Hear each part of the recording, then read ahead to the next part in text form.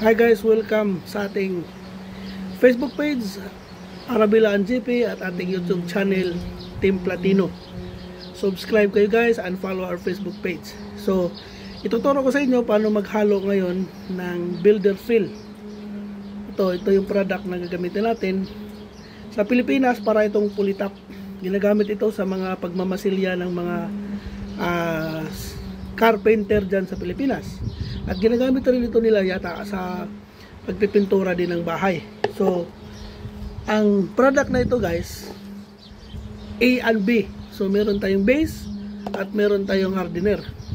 So, itong base ay ito ang isura niya. Okay, so ang product na ito dahil merong hardener ay kailangan na enough lang yung ihahaluin nyo sa inyong i-apply. Kasi kung sobra ang inyong hinahalo at kunti lang yung applyan nyo, ay masasayang kayo sa product. So kailangan magiging marunong kayo mag-estimate kung gaano lang karami na product ang inyong gagamitin. At ito rin ay kung maparami rin ninyo ng hardener at mainit yung panahon, summer, ay mabilis siya matuyo. Kaya hindi nyo pa ma-apply lahat ang inyong product ay natuyuan na kayo. So masasayang din ang product. Kaya kung summer, kuntian nyo lang yung hardener, no?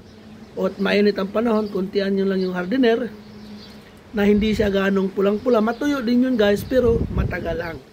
So para, technique yun para hindi kayo matuyuan kagad ng inyong product. Kasi kung matuyuan kayo ng inyong product, kalahati pa lang nagamit nyo ay maitapon nyo na ang tubigas kasi hindi nyo na pwedeng ma-apply yun.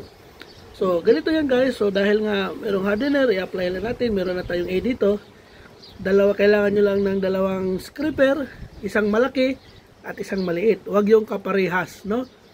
Isang malaki at isang maliit kasi para pag naghalo kayo ay hindi matatapon ang inyong, hindi papasok dito sa gilid ang inyong product. So dahil medyo maano ngayon guys dito sa New Zealand, ang panahon ngayon dito sa lugar namin natin pinagagawaan ay medyo siya, malamig, mahangin at katamtaman lang bilis ng pagtuyo.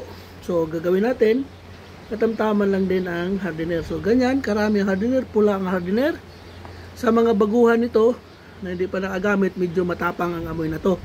Kaya magmamas din kayo, maaring mahihilo kayo kung hindi kayo sanay nito. So kailangan nyo rin gumamit ng hindi yung face mask lang, yung tumatagos na mo, yung may filter talaga, no? May filter na face mask para hindi kayo mahilo sa paggamit nito. Pero sa amin dahil sanay na kami, ay hindi na kami nahihilo ito. So ganyan lang guys ang ginawa namin. Maraming A, component A at kunting component B. So ganyan lang ang paghalo natin para lang tayong nagmamasilya.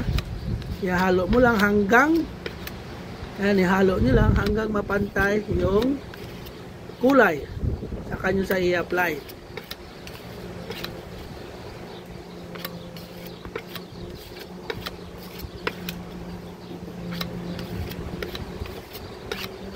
So ayun guys. So, yan, pantay na yung kulay. Ay pwede na siyang i-apply. Kailangan kong magmamadali kasi matitigas ito.